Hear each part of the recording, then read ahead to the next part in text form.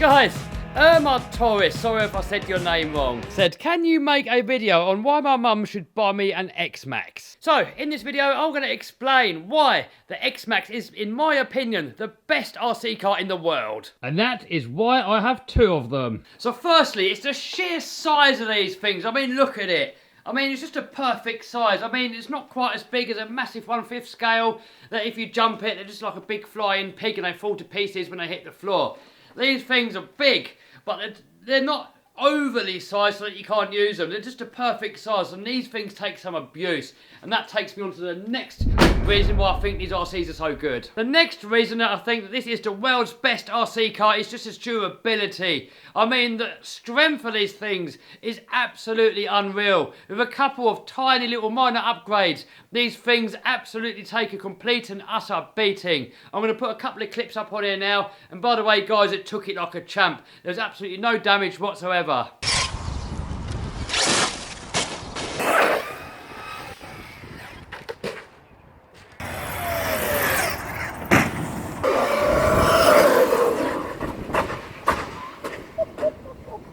You want to get your phone out there to record it? Now obviously it does break from time to time, as all RC cars. They're not indestructible, everything can break. So that leads me to my next point where I think that this is one of the world's best RC cars. It's just the spare parts are so easy to find, everywhere stocks them, they're cheap, and these things are so easy to work on. Everything's so logical, there's only like a couple size Allen wrenches that you need, and that will work on the whole entire truck. And these things, they really are doddle to work on. It's just it's a piece of cake. The things are absolute pleasure to work on. I've never in my life worked on an RC car that is just such nicely put together, so well thought out, such a good design, and just such a pleasure to work on. By the way, if you want to know more about the modifications that I've run on these two X-Maxes, I'm going to put a link to that up here somewhere. Also, I'm going to put some links down below where you can buy the actual car and where you can get all the upgrades from. So the next reason why I think the X-Maxx is the world's best RC car is just the way that it can do stunts. I mean, you can backflip it, you can forward flip it,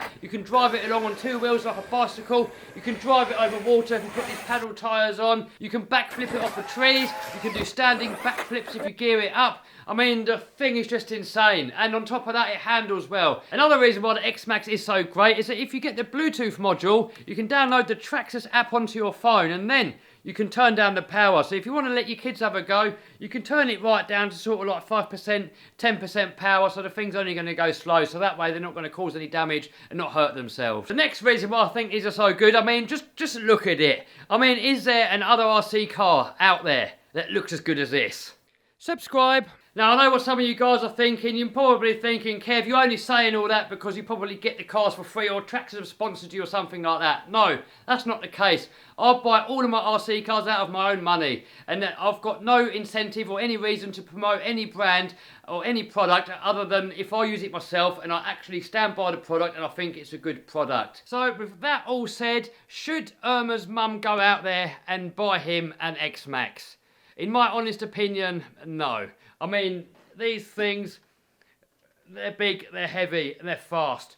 If you jump this thing and it lands on somebody's head, you could kill somebody. And I would not let a kid loose on one of these without strict supervision. So honestly, I would not recommend this for a child, not unless you're going to strictly supervise your child, have it on training mode and really strictly control of what they're actually going to do with their RC car.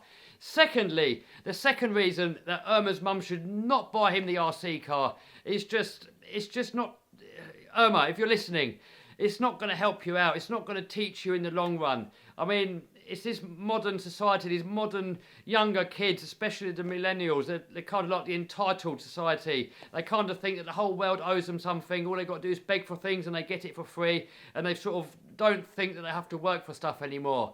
And really, it's not going to help you at all. If your mum goes out and buys you the X-Maxx, it might all be good and well now, but it's not teaching you, it's not setting you up for the real world, where if you want something, you've got to go out there and get it. So the good news, yes, you can have one. The bad news, you're going to have to go and work for it. And now, you know, obviously that's not a bad thing, but it's going to set you up in the future. It's going to set you up in the real world, that if you want something, you have to go and get it. You have to go and work for it. When I was a kid, my dream was to have a Tamiya Manta Ray. This is my very first ever hobby grade RC car. My friend had one. He got one for his birthday or his Christmas or something, and I was desperate to get one too. I had to go on it and And just the minute I saw it go, I was hooked. I had to have one.